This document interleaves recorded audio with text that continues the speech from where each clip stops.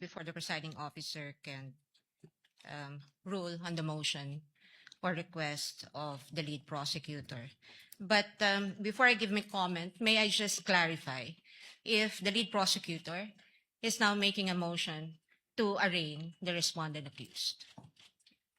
Your Honor, whether this is arraignment or otherwise, the motion of the prosecution is very much consistent with the Senate rules on impeachment. I think the question, Your Honor, is very simple. As I have It's mentioned, Your answerable by Honor, yes or no, Your Honor. Rule Is the 7, lead prosecutor, Rule 9, is the lead Let prosecutor this not be a debate between the requesting councils. for the respondent accused to Counsel be for arraigned, Your Honor? respondent, kindly make your comments and avoid asking questions from the counsel for the prosecutor.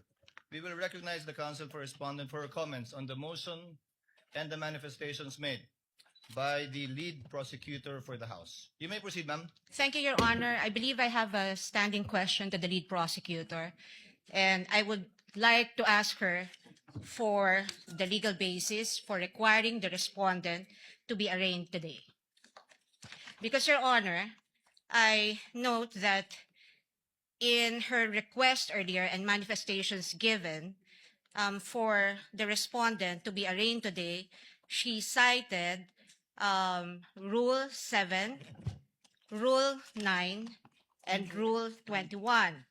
However, in Rule 7, it very clearly states that if the person impeached after service shall fail to appear either in person or by counsel on the day so fixed, or appearing shall fail to file his answer to such articles of impeachment, the trial shall proceed nevertheless as upon a plea of not guilty. Well, this rule is clear. It does not talk about any arraignment.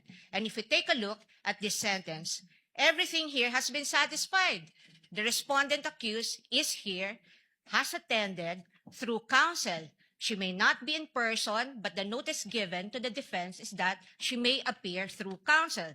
Second thing is that the respondent accused was also able to file her answer. And so Rule 7 does not support the request of the lead prosecutor that the respondent accused be arraigned today. Now, on the matter of Article 9, counsel also say that the person impeached shall then be called to appear and answer the articles of impeachment against him or her.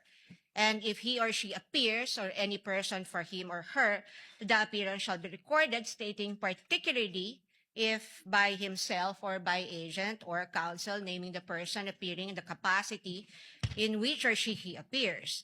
If he or she does not appear, either personally or by agent or counsel, the same shall be recorded. And for all intents and purposes, respondent is present today through counsel. There is also nothing in Rule 9 that requires the reading of a 23-page articles of impeachment, which will be a waste of judicial time.